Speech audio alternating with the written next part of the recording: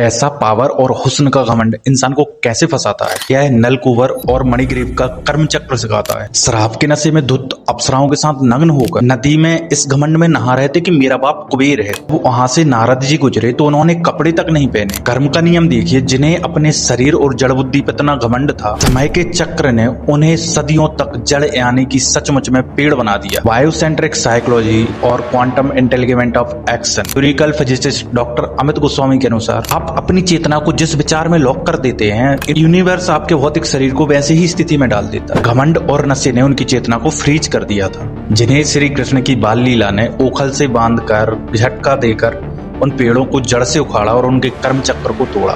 अहंकार ही आत्मा की सबसे बड़ी जेल है। जब आपके अंदर अहम यानी जड़ता या घमंड होता है, आध्यात्मिक रूप से आपकी चेतना एक पत्थर के जैसी या पेड़ के जैसी जड़ जाती है। आप जिंदा तो रहते हैं, पर आपका घमंड आपके अंदर के इंसान को मार देता है। सीख यही मिलती कि एक दिन यह सुंदर शरीर मिट्टी में मिल जाना है और सारा पैसा यहीं रखा रह जाना है। तो अपने कर्म ऐसे मत करो कि अंत समय में तुम्हारी आत्मा तड़पे या रोए, क्योंकि कर्म चक्र का फल तो बहुत निर्मम होता है। अगर आप किसी लाचार को रुलाओगे तो अगले जन्म में तुम्हें लाचार बनना पड़ेगा।